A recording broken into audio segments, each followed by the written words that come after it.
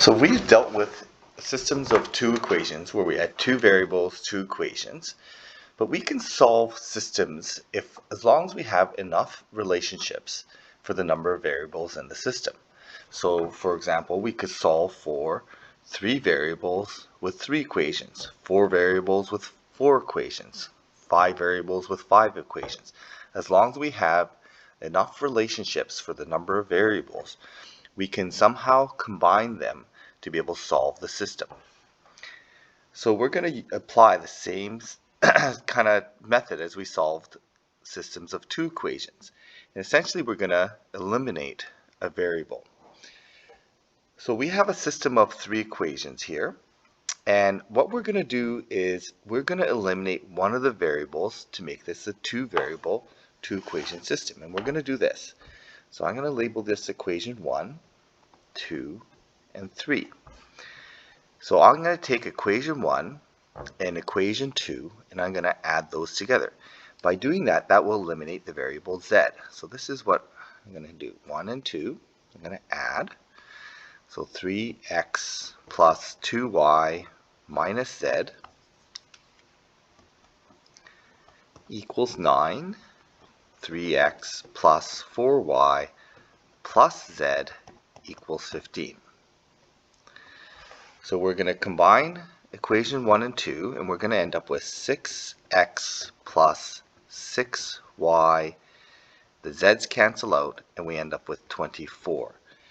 And that's going to be, I'm going to label that equation 4, because that is a new equation. When I've combined two equations, this is not just some version of 1, 2, or 3. This is a brand new equation. So I'm going to label that equation 4. And then I'm going to do the same thing with equation either 2 and 3, which is different than 1 and 2, or I can use 1 and 3, some other combination other than 1 and 2 to get rid of the z variable again. So this is I'm going to use 2 times equation 1. So that's going to be 6x plus 2y minus, 4y minus 2z is equal to 18. And equation 3 is going to be 2x minus 3y plus 2z equals 0. And I'm going to add those together. And by doing so, I'm going to eliminate the z variables again. Again, it was the same variable as I eliminated in the first one. So 8x plus y is equal to 18. So now I have a new equation which I'm going to label as equation 5. So these two new equations give me a system of two equations. And so I'm going to just solve them as a system of two equations, solve for x and y, and I can then solve for z. Once I know two variables of an equation, I can solve for the third variable of that same equation.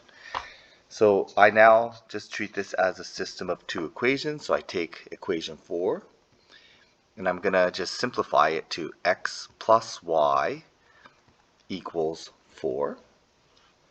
And we'll take equation 5 and subtract it.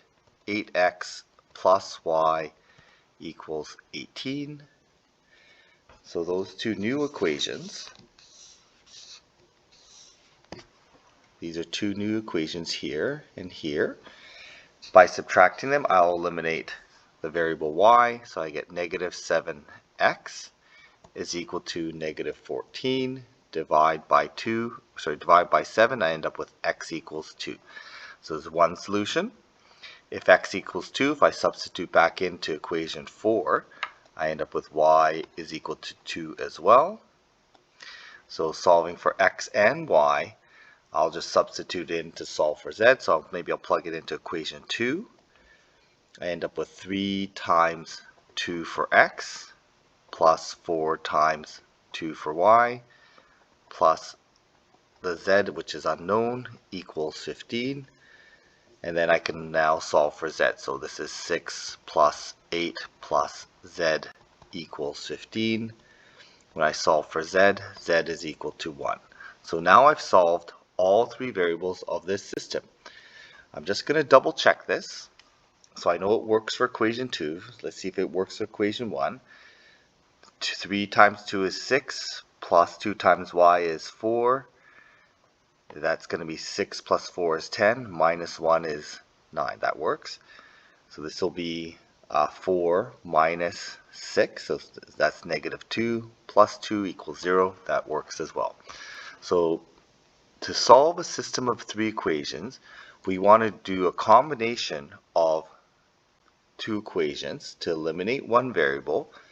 As long as we use a different combination to eliminate the same variable, we generate 2 new equations, and those 2 new equations will end up being a system of 2 equations, or system of 2 variables.